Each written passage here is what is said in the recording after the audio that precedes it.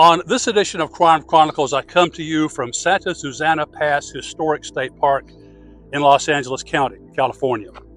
Tie-dye is a color of choice for this podcast because we're going back to the 1960s, actually 1969, and take a look at one of the most infamous mass murders in U.S. history. In this edition of Crime Chronicles, we look at the victims and the perpetrator. It's the Charles Manson and the Tate LaBianca murders on this edition of Crime Chronicles.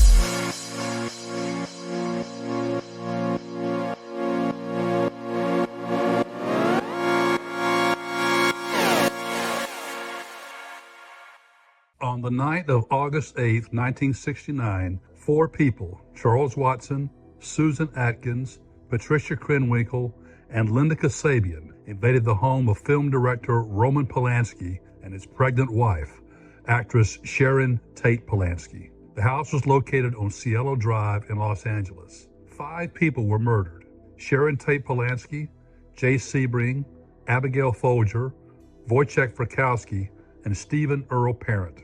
The following night, in another area of Los Angeles, the same 4 killers, accompanied by Charles Manson, Steve Grogan, and Leslie Van Houten, invaded the home of Lino and Rosemary LaBianca.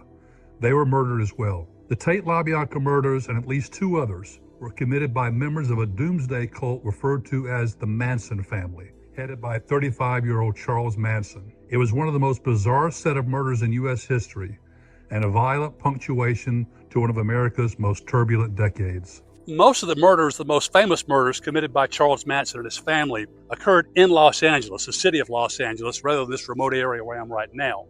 But I'm here because while the Manson family was nomadic in some respects, never had a real stable residence. After all, Charles Manson was not exactly the kind of person that could go into a bank and apply for a mortgage.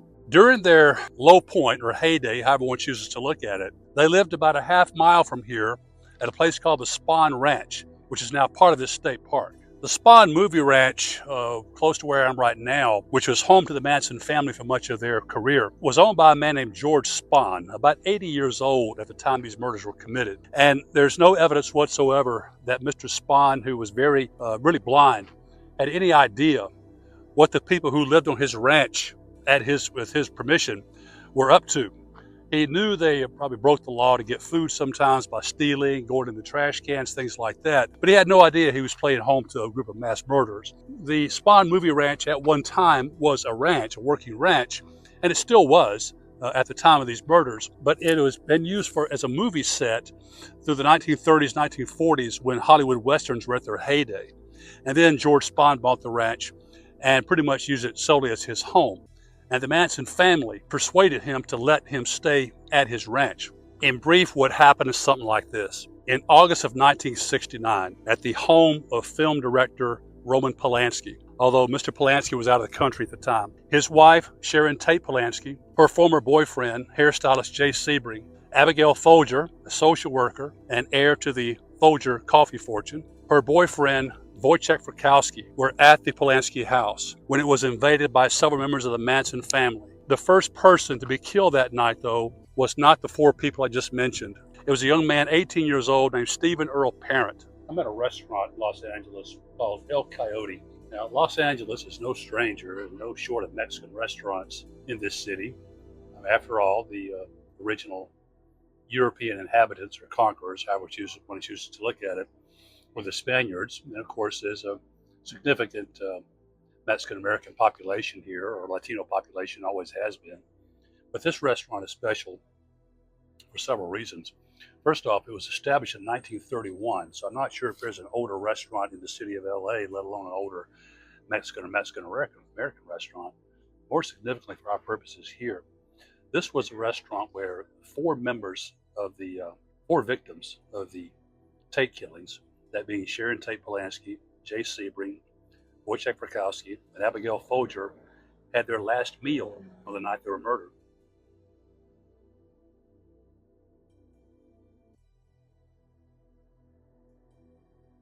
It's unfortunate that a lot of times we remember a murder more for the names of the murderers than we do the victims.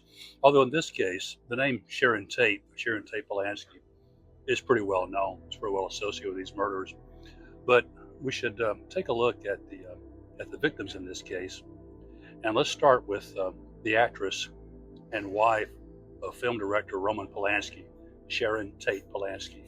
Born in Texas in 1943, Sharon Tate worked as a model and actress in the mid-60s. She was one of Hollywood's most promising newcomers and drew comparisons to deceased actress Marilyn Monroe. Sharon Tate appeared in several TV series, including The Beverly Hillbillies. She briefly dated one of the show's stars, Max Baer Jr. Her most acclaimed role came in the film Valley of the Dolls, which brought her a Golden Globe nomination. Her husband, Roman Polanski, was an established film director. His most notable film at that time was the horror classic Rosemary's Baby. Another victim of the Tate murders that night in August at the hands of the Manson family was a man named Jay Sebring. Jay Sebring was Sharon Tate Polanski's ex-boyfriend and also an internationally known hairstylist. Born Thomas Coomer in Alabama in 1933, Jay Sebring, as he later became known, was hairstylist to the stars in the 1960s, charging $50 for men's haircuts when most barbers charged no more than $3. He incorporated hairstyling techniques previously confined to Europe, such as blow-drying, into his hairstyling. Although they were no longer intimate at the time of their deaths, Jay Sebring and Sharon Tate Polanski remained good friends after their breakup. Another victim of the murders that night was a woman whose name should be familiar to you, particularly if you drink coffee, and that's Abigail Folger. Abigail Folger was a social worker and was also an heir to the Folger's coffee fortune. Born in San Francisco in 1943, Abigail, or Gibby Folger, was the great-granddaughter of J.A. Folger, the founder of the coffee company that bears the family name. A well-educated debutante musician, Gibby Folger devoted her life to civil rights for African Americans and to the other privilege in California. Although she had access to her family's fortune, she lived frugally compared to other wealthy heiresses. Wojciech Frykowski was the Polish boyfriend of Abigail Folger.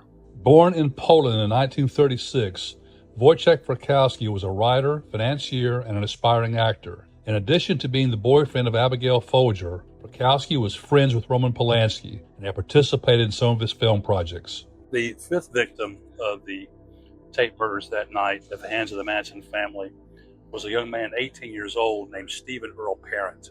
The least affluent of the Tate murder victims, Stephen Earl Parent had recently graduated from high school and was set to enter junior college that fall. While a genius at electronics, Parent had run-ins with the law as a teen for theft, but he was working 2 jobs at the time of his death, as a delivery boy and as an electronics salesman. Why was the house owned by Roman Polanski on Cielo Drive in Los Angeles the target of the Manson family's rage that night? It had nothing to do, actually, with the people who lived there or those guests. It had to do with Charles Manson's aspirations of being a professional musician. Charles Manson was like a lot of people in the 1960s. He was enamored with rock and roll, and he had some amount of musical talent, some songwriting ability. And so he thought he had gained an entree into the music business when one day, when 2 of his female followers were out hitchhiking, and they were picked up by Dennis Wilson. Dennis Wilson was a drummer for the Beach Boys. Formed in Hawthorne, California in the early 1960s, the Beach Boys were the biggest selling American pop musicians of the early 1960s. By 1968, the Beach Boys were not as popular as they had been several years earlier, and were yet to experience their mid-1970s resurgence, but they were still among the biggest names in rock music. On April 6, 1968, Dennis Wilson was driving through Malibu when he picked up 2 female hitchhikers, Patricia Krenwinkel and Ella Jo Bailey, and dropped them off at their destination. 5 days later, Wilson noticed the same 2 girls hitchhiking again, and this time took them to his home on Sunset Boulevard. The girls told Wilson they had a guru, a guy named Charlie, who had recently come out of jail after 12 years. One night soon after, Wilson was met in his driveway by Charles Manson, and when Wilson walked into his home, about a dozen people were occupying the premises, most of them young women. Over the next few months, members of the Manson family, mostly women who were treated as servants, were housed in Wilson's residence. Dennis Wilson, by far the wildest and most untamed member of the Beach Boys, was no stranger to heavy drug use and loose sex, so he enjoyed his association with the Manson family for a time.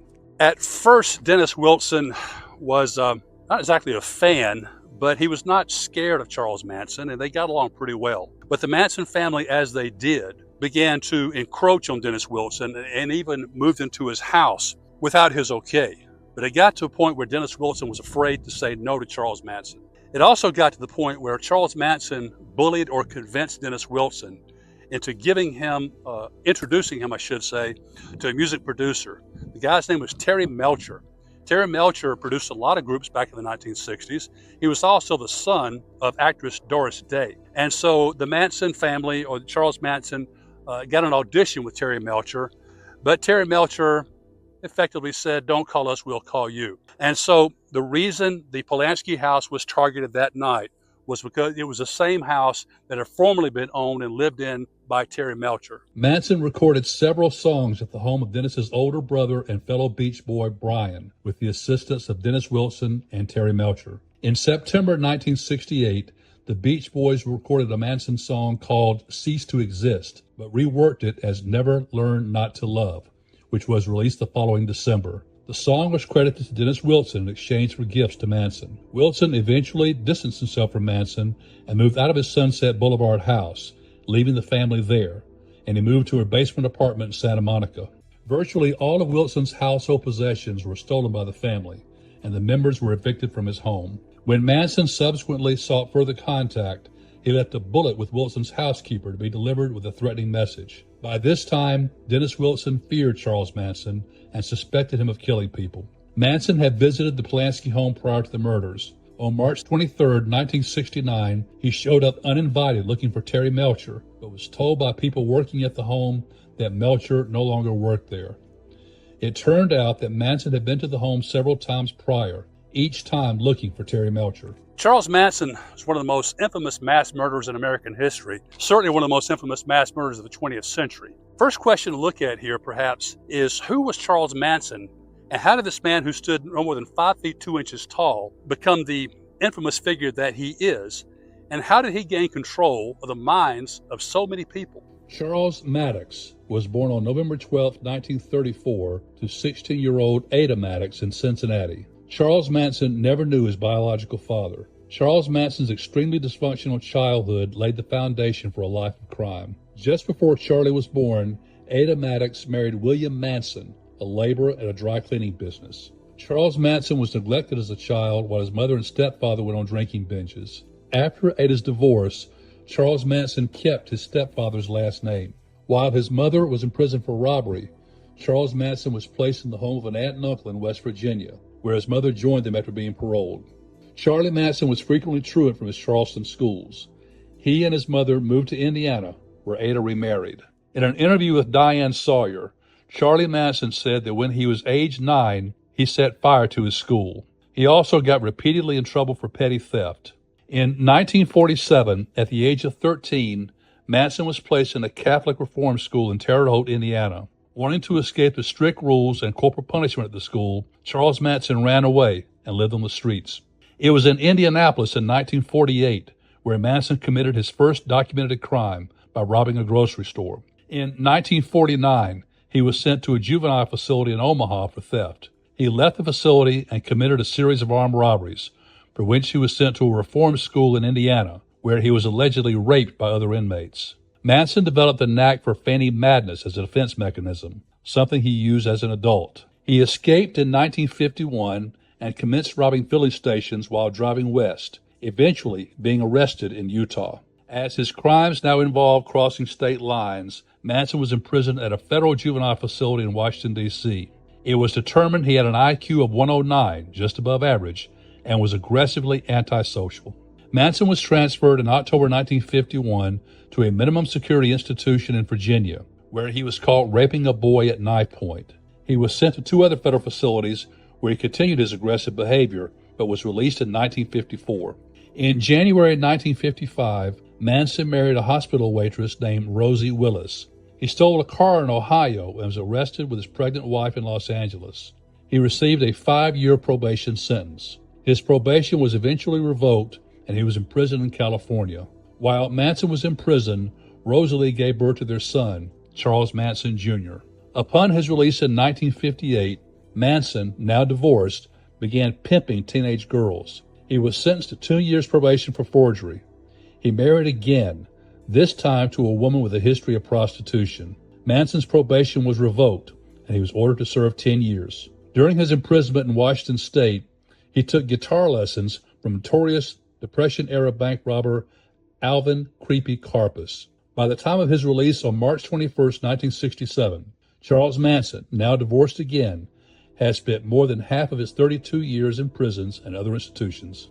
Before finally making his way to Los Angeles, Charles Manson lived in a number of places, especially in San Francisco and Berkeley, a couple hundred miles north of here. Manson moved to Berkeley, California, where he was placed under the supervision of criminology researcher and federal probation officer Roger Smith. It was there, and in nearby San Francisco, that Manson became immersed in the booming counterculture and where he first took LSD.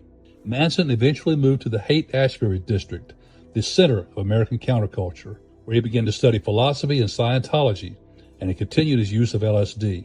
The summer of 1967, which has been called the Summer of Love, was pivotal in Manson's development. He enjoyed the lax attitudes toward drug use and polyamorous sexual aspects of the San Francisco counterculture. By some accounts, the Haight-Ashbury district was a haven for enlightenment and peaceful coexistence. But by other accounts, including that of one of Manson's musical idols, George Harrison of the Beatles, who visited the Haight, the area was nothing more than a skid row for burnout kids and drug addicts. Charles Manson's fascination with the Beatles developed. They had just released the album Sgt. Pepper's Lonely Hearts Club Band, the unofficial anthem of the Summer of Love. Manson also devoted himself to studying the Bible, especially the apocalyptic passages in the book of Revelation. While in San Francisco, Manson established himself as a sort of guru to some of the young, impressionable people there. He moved in with Mary Bruner, a 23-year-old library assistant. Manson then met teenage runaway Lynette Fromm, whom he called Squeaky, and convinced her to live with him and Bruner. Eventually, 18 women were living with Bruner and Charles Manson. While Charles Manson was living a life of crime, even as a youth, in the American Midwest, many of his followers, some were following a similar trajectory in life, but others, it didn't seem to make sense because quite a few of his other followers came from stable middle class backgrounds. But this was the 1960s, and teen rebellion perhaps was at its peak during that time. Manson targeted runaways, young people who felt like outcasts, or who were emotionally insecure. Lynette Squeaky Fromm was the daughter of an affluent aeronautical engineer and had once appeared as a dancer on the Lawrence Welk Show before rebelling against her parents and leaving home. Mary Bruner was a product of a stable middle-class Wisconsin family and a graduate of the University of Wisconsin. Charles Watson, called Tex for his Texas roots, was a high school honor student, football star, devoted churchgoer, and former fraternity member at North Texas State College in Denton before moving to California and getting involved with Manson. Bobby Beausoleil, a former musician and pornographic actor, came from a middle-class Catholic family but had several run-ins with the law as a teen. Susan Atkins was born in California and grew up in a troubled middle-class home. Patricia Krenwinkel was born to a middle-class family in California and aspired to become a nun, but she suffered from poor self-esteem and was bullied in high school. Ruth Ann Morehouse was born in Canada, the daughter of a Protestant minister, and was introduced to Manson by her minister father, something he no doubt regretted later on. Leslie Van Houten was a product of a middle-class California family who drifted into teen rebellion and drug use before meeting Charles Manson. Manson taught his followers that they were the reincarnation of the original Christians and that the establishment were modern Romans. Manson attempted to reprogram his followers by having them totally submit to his will with LSD and unconventional sexual practices that would turn his followers into empty vessels that would accept anything he poured. All female entrants to the family were required to have sex with Manson. Manson would encourage group LSD trips and take lower doses himself to keep his wits about him. In the fall of 1967, Manson and his followers settled in the Los Angeles area. Mary Bruner gave birth to Charles Manson's son there, and Los Angeles was where the most infamous crimes would occur. On that August 1969 night on Cielo Drive in Los Angeles, the first person to be killed by the Manson family was a young man, 18 years old, named Stephen Earl Parent. Now, Stephen Parent had no connection to the four people that were later killed inside the house. He was an audiophile, and he had recently befriended a man named William Garretson. Garretson was a caretaker at the Polanski house, and Parent was coming to visit Garretson so they could talk about audio equipment. And Parent was in the wrong place at the wrong time. On the night of August 8, 1969, Charles Tex Watson took Susan Atkins, Patricia Krenwinkel, and Linda Kasabian to the Polanski home on Cielo Drive. Watson later claimed that Manson had instructed him to go to the house and totally destroy everyone in it, and to do it as gruesome as you can. Manson told the women to do as Watson instructed them. Tex Watson and the three women arrived at the Polanski mansion just past midnight on August 9th. Watson climbed the telephone pole near the entrance gate and cut the phone line to the house. The group then backed their car to the bottom of the hill that led to the estate before walking back up to the house. Thinking the gate might be electrified or equipped with an alarm, they climbed a brushy embankment to the right of the gate and entered the grounds.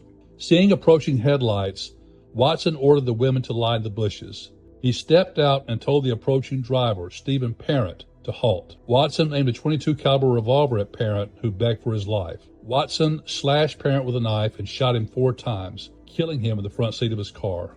Watson entered the Polanski house through a window and let Atkins and Krenwinkel in through the front door, while Linda Kasabian stood by Stephen Parent's car. He awoke Wojciech Frykowski, who was sleeping on the living room couch. Watson kicked him in the head, and Frykowski asked him who he was and what he was doing there. Watson replied, "I'm the devil, and I'm here to do the devil's business." Susan Atkins and Patricia Krenwinkel forced Folger, Sharon Tate, and Sebring into the living room. Watson began to tie Tate and Sebring together by their necks with a long nylon rope which he had brought, then slung it over one of the living room's ceiling beams. Sebring protested the rough treatment of the pregnant Tate, so Watson shot him.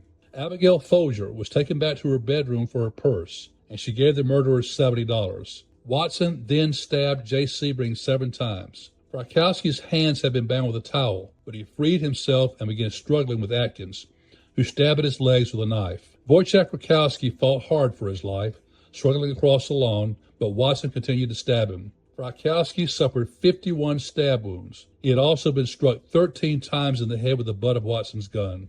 Abigail Folger escaped from Patricia Krenwinkel and fled out of the bedroom door to the pool area. Krenwinkel pursued her and caught her in the front lawn, where she stabbed her and tackled her to the ground. Watson then helped kill her. Her assailants stabbed her a total of 28 times. Sharon Tate Polanski, who was over 8 months pregnant, pleaded to be allowed to live long enough to give birth and offer herself as a hostage to her save the life of her unborn child. Instead, both Susan Atkins, who said, "Look, bitch, I have no mercy for you," and Charles Watson stabbed Tate 16 times, killing her and her unborn child. Sharon Tate was still alive when she was hanged with a nylon rope, although the cause of her death was determined as a massive hemorrhage. While at Sebring's murder, it was found he was hanged lifeless. Manson had told the women to leave a sign, something witchy. Atkins wrote "pig" on the front door in Sharon Tate's blood. This was done to make authorities believe that black militants had committed the murders, as militant blacks often referred to rich white people as pigs, in the hopes of igniting the race war that Manson was hoping to launch. That morning, the Polanski's housekeeper, Winifred Chapman, arrived for work. She was soon seen running down the driveway, screaming death and murder.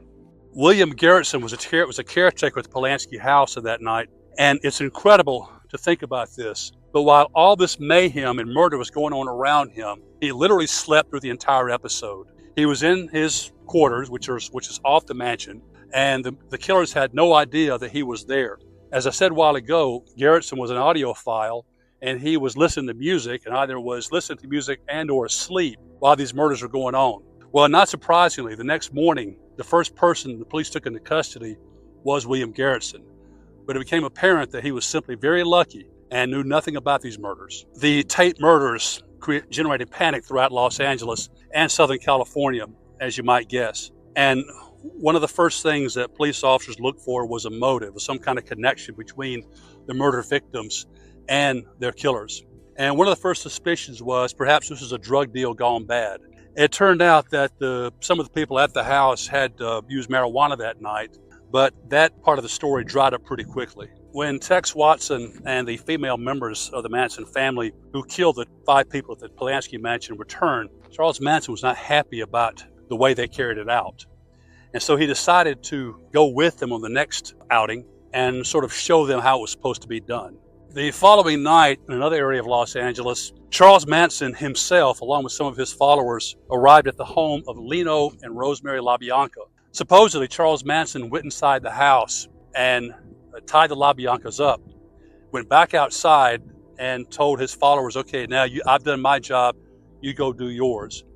And so the LaBianca couple, who was Leno LaBianca, was the owner of a chain of grocery stores here in LA. So like the Polanskis, although he was not famous, he was very well to do. The 5 victims of the Tate murders on Cielo Drive died not knowing who their killers were, what the motive was. The same can be said for Leno and Rosemary LaBianca. But in the case of the Tate murders, there was a connection, albeit very indirect. Well, what was the connection? Why the LaBiancas were so unfortunate to have their house picked out? Almost solely by chance, except it turned out several months earlier, the Manson family had been at a party at the house of the next door neighbors to the LaBiancas. Well, I'm standing now on Waverly Drive in Los Angeles, the wall behind me, of course. The home that was the scene of the Tate murders, owned by Roman Polanski, was torn down several years ago, and the address was changed as well for understandable reasons. But the home that was owned by Leno and Rosemary LaBianca is still standing, and it's behind me here, although it's gated. Little is known about 43-year-old Rosemary LaBianca, other than she owned the dress shop, had been married once before her marriage to 44-year-old Leno, and that she was born in Mexico, but lived in the U.S. since her youth, and had been adopted by an American family as a child. On this night, the 4 Tate murderers, Watson, Atkins, Krenwinkel, and Kasabian, were joined by Charles Manson, Leslie Van Houten, and Steve Clem Grogan. Manson told Kasabian to drive to a house on Waverly Drive in Los Angeles. After Manson and Tex Watson tied the LaBiancas up at gunpoint and returned to the driveway, Watson, Krenwinkel, and Van Houten entered the property while Grogan, Kasabian, and Manson stayed in the car. Watson covered the couple's heads with pillowcases, which he bound in place with lamp cords. Watson began stabbing Leno LaBianca with a chrome-plated bayonet. Watson heard a scuffle in the bedroom and went in there to discover Rosemary LaBianca keeping the women at bay by swinging the lamp tied to her neck. He stabbed her several times with the bayonet, then returned to the living room and resumed attacking Leno, who he stabbed a total of 12 times. He then carved the word war into LaBianca's abdomen, another fake reference to black militants. Patricia Krenwinkel and Leslie Van Houten stabbed Rosemary LaBianca 41 times. Some of the wounds were post-mortem. Watson then cleaned off the bayonet and showered, while Krenwinkel wrote, "Rise and death to pigs," on the walls in LaBianca's blood. Patricia Krenwinkel gave Leno LaBianca 14 puncture wounds with an ivory-handled, 2-tinned carving fork, which she left jutting out of his stomach. She also planted a steak knife in his throat. Meanwhile, Charles Manson had driven away from the LaBianca house with Steve Grogan and Linda Kasabian. Watson, Krenwinkel, and Van Houten were left to hitchhike home. The LaBianca's bodies were discovered at 10:30 p.m. on August 10th, approximately 19 hours after the murders were committed, when 15-year-old Frank Struthers, Rosemary's son from a prior marriage, returned from a camping trip. Another murder victim of the Manson family was a man named Gary Hinman, who made the mistake of befriending some of the Manson family members, particularly a man named Bobby Beausoleil. To follow the investigation to the Tate LaBianca murders, it is necessary to examine a murder that occurred on July 27, 1969, several days before the Tate LaBianca murders. Although the Tate murders have a higher profile, the murder of 34-year-old Gary Allen Hinman, a music teacher and graduate student at UCLA, preceded those killings and provided a vital link to them. Gary Hinman had befriended members of the Manson family and allowed some to occasionally stay at his home in Topanga Canyon. Manson believed Hinman had recently received a sizable inheritance and sent Susan Atkins, Mary Bruner, and Bobby Beausoleil to Hinman's home to convince him to join the family and turn over his money to them. The three held Hinman hostage for 2 days in late July 1969 as he denied having any money. During this time, Manson arrived with a sword and slashed Hinman's face and ear. After that, Beausoleil stabbed Hinman to death, per Manson's instruction. Beau Salil, or one of the women, used Hinman's blood to write "Political Piggy" on the wall and to draw a panther paw, a Black Panther symbol, a false signal to law enforcement that black militants had killed Hinman. Bobby Beau Salil was arrested on August 6, 1969, after he was caught driving Hinman's car. Police found the murder weapon in the tire well. On August 10th, detectives of the Los Angeles County Sheriff's Department, which was investigating the murder of Gary Hinman, told Los Angeles Police Department detectives assigned to the Tate case of the bloody writing on the Hinman house. But LAPD detectives believed the Tate murders were a consequence of a drug transaction, so they initially ignored this and other similarities between the Tate and Hinman murders. So now there are the Tate murders and the LaBianca murders. Now, nowadays, when those two sets of murders are mentioned, they're almost mentioned synonymously as one, the Tate LaBianca murders. But for the first several weeks or even months after they were committed, law enforcement really had no idea the two were connected, despite some similarities in the MO. On August 12, 1969, the LAPD told the press it had ruled out any connection between the Tate and LaBianca homicides. Still working separately from the Tate team, the LaBianca team checked with the sheriff's office in mid-October about possible similar crimes. They learned of the Hinman case and that the Hinman detectives had spoken with Beau Salil's girlfriend, Kitty Lutzinger. She had been arrested a few days earlier with members of the Manson family. In a report at the end of August, the LaBianca detectives noted a possible connection between the bloody writings at the LaBianca house and the Beatles' most recently released album, the White Album. It might be understandable that police officers had a hard time putting this case together, because very often in the case of a murder, there's some kind of connection or some kind of clear motive that ties the killers to the victims.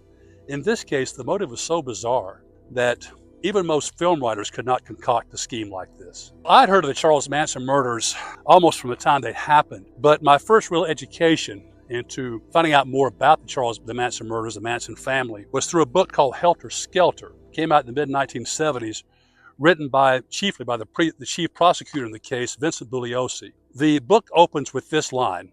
It says, "This story will scare the hell out of you." And it did. Like a lot of people back in the 1960s, even today, Charles Manson was a big fan of the Beatles. One album in particular really took a perverse hold on Charles Manson, and that was an album officially called The Beatles, informally called the White Album because of its solid white cover. Charles Manson became convinced that the Beatles, through almost every song on that White Album, were sending hidden messages to him, and he convinced his followers of that same thing. Now, there were several songs that really grabbed his imagination particularly. One was a song called Blackbird, which was primarily written by Paul McCartney. Blackbird was actually a song about advocating civil rights for African Americans, but not through violent means. Another song was one called Piggies, in which George Harrison mocks the snobby upper class, and at one point says, what they need is a damn good whacking. But again, he wasn't speaking literally as in killing these people, but Charles Manson took it differently. Another song was called Revolution 1, which called for social change. Also a song or a montage called Revolution 9, but the song that really grabbed Charles Manson's imagination was one called Helter Skelter. Now, Helter Skelter was written primarily by Paul McCartney, kind of their precursor to heavy metal in a way, and it was about an amusement park slide in England.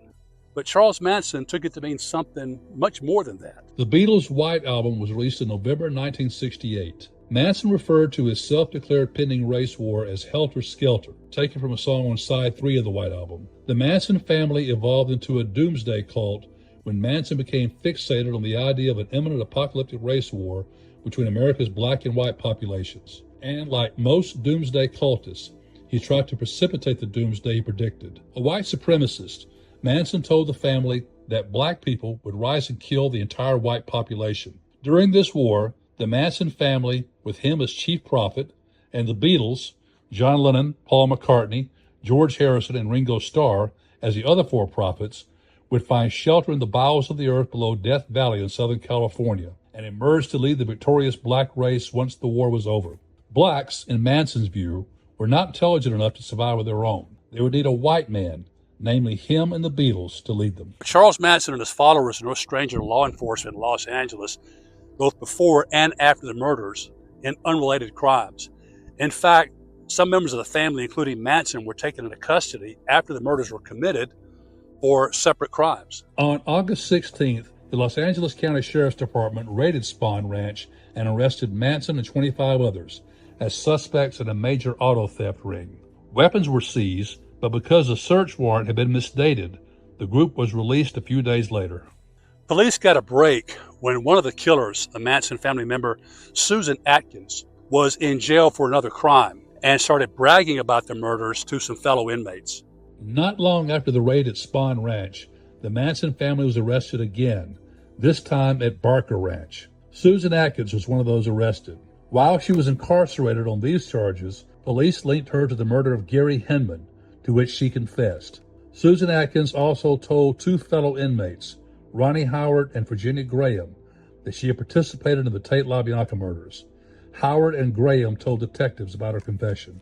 Although the Tate LaBianca murders were the most infamous that were committed by the Manson family, they were not by any stretch of the imagination the only ones committed by the Manson family. In fact, believe it or not, as I was filming this, a couple walked by and we struck up a brief conversation. And the man who walked by with his wife is a historian. He told me of something I'd never heard before, and that was the Manson family rented a house in Los Angeles for about a year, and they called it the Yellow Submarine after the Beatles song was painted yellow. Several years after they were all incarcerated, or some were incarcerated, police officers sent dogs to the property and unearthed some bones of some murder victims that no one knows who they were. There were other murders committed by the Manson family. One here at Spahn Ranch.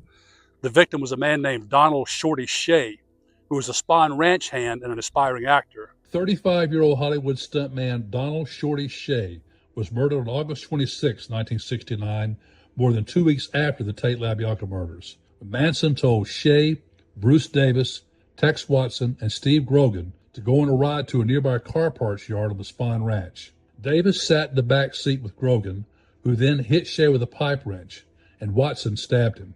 They brought Shea down a hill behind the ranch and stabbed and tortured him to death. In December 1977, Shea's skeletal remains were discovered on a hillside near Santa Susana Road next to Spahn Ranch, after Steve Grogan agreed to aid authorities in the recovery of Shea's body by drawing a map to its location. Well, as I've said, there were a number of murders that the Manson family committed or allegedly committed that were not associated with the Tate LaBianca murders, for example, and some never came to the attention of authorities, although we can never really be sure. But several years ago, Mike Love, the frontman and lead singer for the Beach Boys, the Beach Boys, their core was composed of 5 men. There were 3 brothers, Brian Wilson, his younger brothers, Carl and Dennis being the middle child, and their cousin, Mike Love, and Brian Wilson's high school football friend, Alan Jardine. Now, Dennis Wilson drowned. He died back in 1983, but he had an unfortunate association with the Manson family through really unintentionally. He didn't really know how bad the Mansons were, but maybe he did. But at some point, he became very scared of Charles Manson.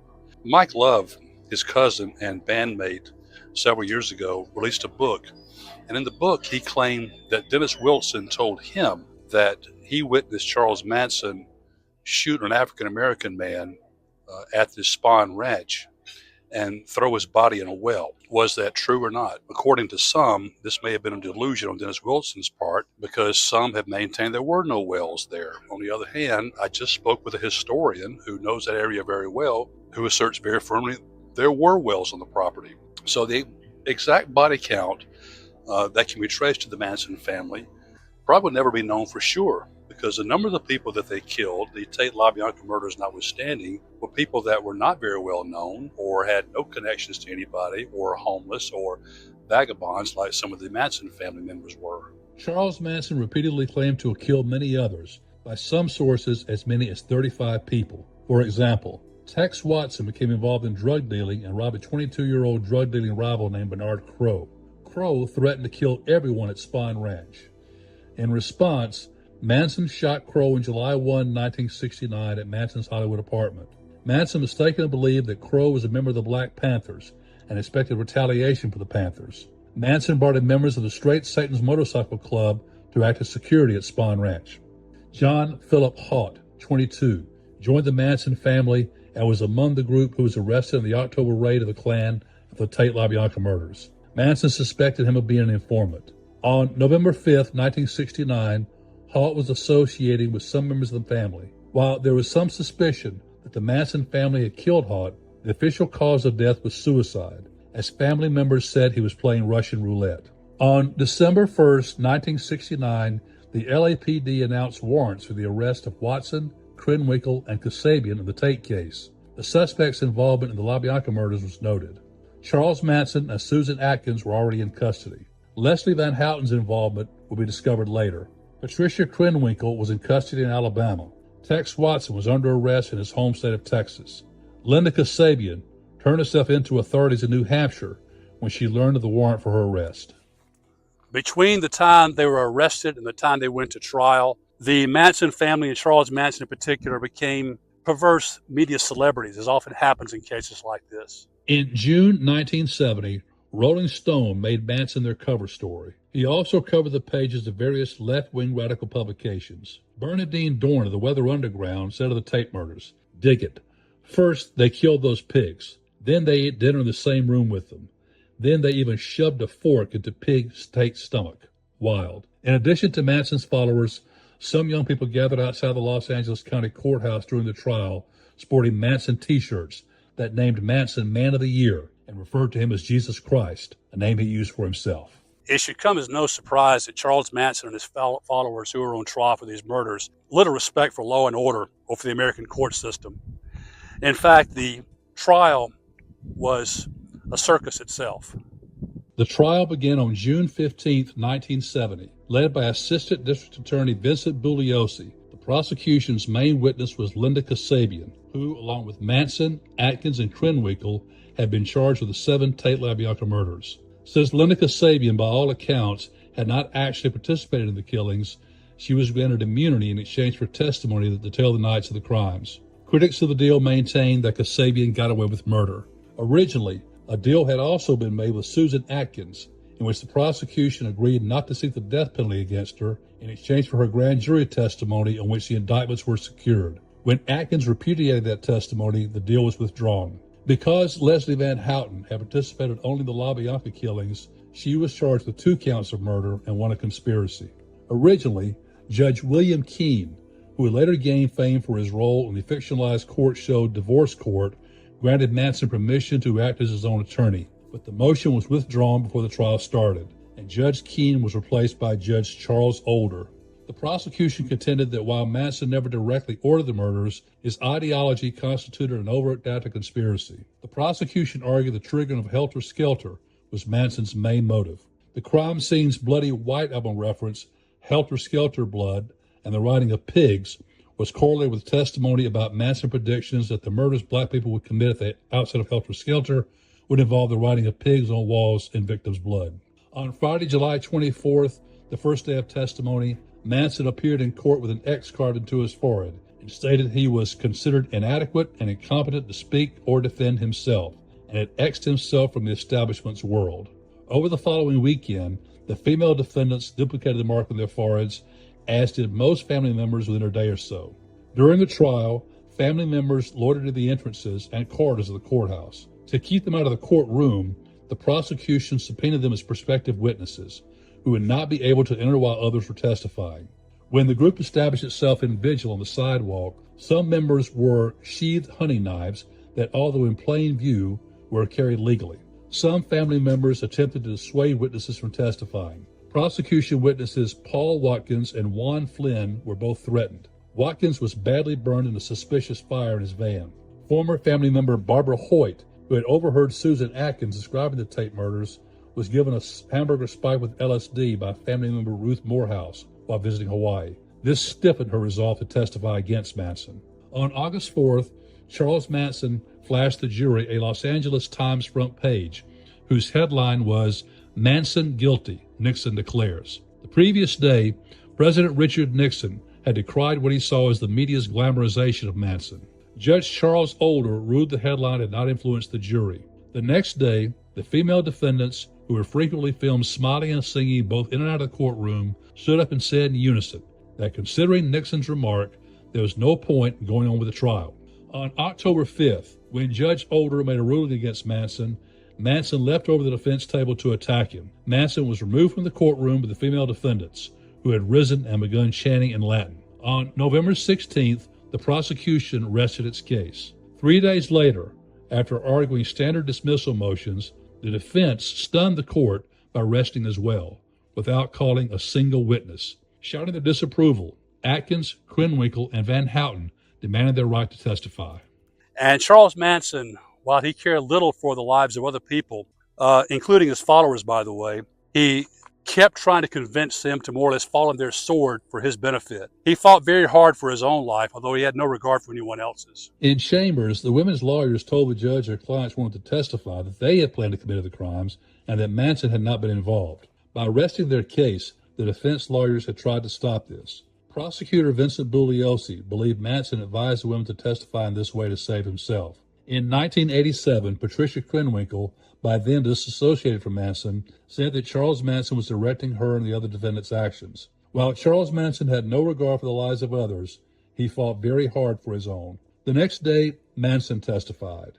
The jury was removed from the courtroom so as not to violate a California court ruling that disallowed making statements implicating a co-defendant. Speaking for more than an hour, Manson said, among other things, that the music is telling the youth to rise up against the establishment. He said, "Why blame it on me? I didn't write the music." With the closing arguments impending, defense attorney Ronald Hughes, who was representing Leslie Van Houten, disappeared during the weekend trip. Hughes had stood up to Manson when Manson argued over Leslie Van Houten's not testifying on his behalf. Hughes' death was ruled an accident, and no one was ever charged, but many suspected the Manson family of killing him, as an angry Charles Manson had just told Hughes that he would never set foot in a courtroom again. One Manson family member said that Hughes' death was a retaliation murder. Soon after the trial resumed with a new attorney for Van Houten, during the prosecution's closing arguments, Judge Older banished the defendants from the courtroom for the repeated antics and disruptions. Charles Manson and some of his female followers involved in the Tate Labiaka murders were the first ones tried. They were all convicted and sentenced to death. On January 25, 1971, the jury returned guilty verdicts against the 4 defendants. Midway through the penalty phase, Manson shaved his head and trimmed his beard to a fork. He told the press, "I am the devil, and the devil always has a bald head." On March 29, 1971, the jury returned verdicts of death against all 4 defendants on all counts. On April 19, 1971, Judge Older sentenced the 4 to death. Well, although Charles Manson was sort of the mastermind of the Tate Labiaka murders, Tex Watson was sort of the man on the ground, if you will, who actually carried these out and led the murders themselves. By the time the other members of the Manson family were on trial, Tex Watson had fled the state and had to be extradited, so Tex Watson was tried separately. He also was convicted and sentenced to death. Charles Manson was admitted to state prison from Los Angeles County on April 22, 1971, for 7 counts of first-degree murder and 1 count of conspiracy to commit murder for the deaths of Abigail Folger, Wojciech Rakowski, Stephen Earl Parent, Sharon Tate Polanski, Jay Sebring, and Lino and Rosemary LaBianca. On December 13, 1971, Manson was convicted of first-degree murder in Los Angeles County Court for the July 25, 1969 death of musician Gary Hinman. He was also convicted of first-degree murder for the August 1969 death of Donald Shea. In total, Charles Manson was convicted of 9 murders. But the Manson family would not spend very much time on death row in California. In 1972, the California Supreme Court overturned the death penalty as being unconstitutional. Not long after that, the U.S. Supreme Court did the same thing, and so all murderers on death row in California had their sentences commuted to life in prison, and then a few months later, every death row inmate in the United States had their sentences commuted to life in prison. Well, like I say, I'm wearing tie-dye here because tie-dye, although it's still popular with some people, was particularly popular back in the 1960s. It was kind of the unofficial color of the counterculture. The counterculture was supposed to be about peace and love and nonviolence. And some people saw the Manson family murders as a violent signature to the 1960s, to the end of the 1960s. While many conservatives doubted the sincerity of the peace and love anthems of the late 1960s, there are many idealists who hoped they were paving the way for a more peaceful, egalitarian, and less militaristic America. But the Manson murders, coupled with other violent incidents such as the 1968 Democratic Convention in Chicago, violent anti-war protests, the assassinations of Senator Robert Kennedy and civil rights leader Martin Luther King Jr., and the deadly encounter between Hells Angels motorcycle thugs and attendees at the Altamont Music Festival in California seemed to dash those hopes. The tie-dyed dream of American utopia was over. So the aftermath. What happened to the Manson family members who were convicted of these crimes? Charles Tex Watson, during his imprisonment, has supposedly undergone a complete transformation from the Charles Watson he was before he was in prison. He has established a ministry. He consistently maintains he is a born-again Christian. He is ashamed of his actions with the Manson family. Susan Atkins, who was also convicted, one of the convicted killers, likewise underwent a spiritual transformation of sorts while in prison. Now the question is was that transformation sincere, and should it matter? Leslie Van Houten was another convicted murderer in the Manson crimes, and as of this recording, she is the only member of the Manson family to have actually been released on parole that was involved with these murders, at least. Patricia Krenwinkel, another member of the Manson family involved in the Tate LaBianca murders, has renounced her actions, her attitudes towards Charles Manson, and remains in prison as of this recording. Steve Grogan, known as Clem, after all the Manson family members were given a new name by Charlie, who called himself Jesus Christ, upon entree into the Manson family. Steve Grogan, or Clem, was judged by some people as being either too much under the influence of drugs or perhaps even mentally challenged to fully understand the consequences of what he had done that night. Steve Grogan was paroled and released in the 1980s. Steve Grogan was present at the scene of the LaBianca murders but did not participate. Linda Kasabian, the star witness who played a pivotal role in the security convictions of her fellow Manson family members, was present at the scene of both the Tate LaBianca murders but supposedly did not participate. Linda Kasabian died in 2023 at age 73. The so-called Manson family was not confined just to the people who committed these Tate LaBianca murders and the others. There were several other family members, quite a few actually, who were never at least alleged to have been involved in a murder. What about them? One in particular, a woman named Lynette Squeaky Fromm, made her own history about 4 or 5 years later with the attempted assassination of President Gerald Ford in Sacramento. It was in 1975, and all of the convicted murderers in the Tate LaBianca killings and other Manson-related murders were all imprisoned. And Lynette Squeaky Fromm moved from Los Angeles to Sacramento for this reason, because Charles Manson was incarcerated at nearby Folsom Prison. So Lynette Squeaky Fromm and another family member, Sandra Good, moved to Sacramento to be closer to Charlie Manson. And that's when Lynette Squeaky Fromm made her own history. On September 5th, 1975, the Manson family returned to national attention when Lynette Squeaky Fromm attempted to assassinate President Gerald Ford. Fromm was hoping to bring the spotlight on Charles Manson, to give him an opportunity to spout his apocalyptic message again, and to bring attention to the plight of California redwoods. Fromm was sentenced to 15 years to life, becoming the first person sentenced under a statute which made it a federal crime to attempt to assassinate the President of the United States. In December 1987, Fromm escaped from a federal prison in West Virginia. She was trying to reach Manson because she had heard that he had testicular cancer. She was apprehended within days. She was paroled on August 14, 2009. In recent interviews and documentaries, Fromm has stated that she never lost her love for Charles Manson. Fromm's attempt to shoot President Ford is the subject of another Crime Chronicles episode. Before his death, Charles Manson came up for parole many times. Not surprisingly, every time his application for parole was denied. And in some cases, it got to the point where Charles Manson would not bother showing up for parole hearings. But the parole hearings that were recorded, some of which are on YouTube, give us some kind of insight in exactly what kind of person mentality Charles Manson had after his imprisonment.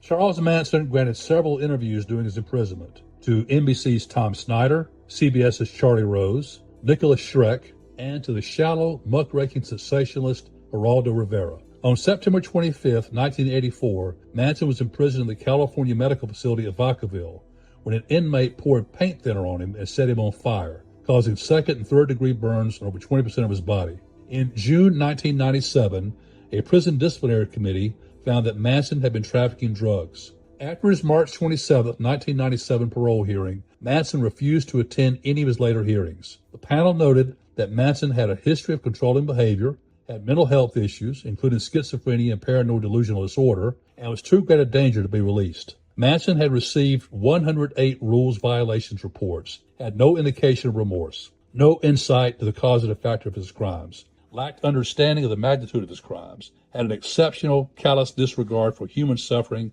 and had no parole plans.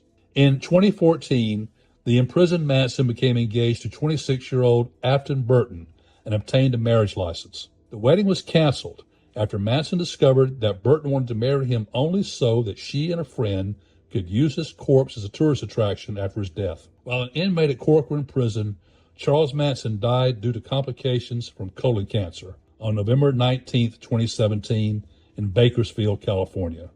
He was 83. Well, I hope you enjoyed this edition of Crime Chronicles. As we delve into the darker side of human nature, we invite you to join us on our journey by liking and subscribing to our YouTube channel. Your support helps make possible our inquiry into the sometimes unsettling but always fascinating phenomenon known as crime and justice. So hit that like and subscribe button right now and don't miss future episodes. Till then, Mark Jones, hoping you will join our Crime Chronicles community. And thanks for tuning in.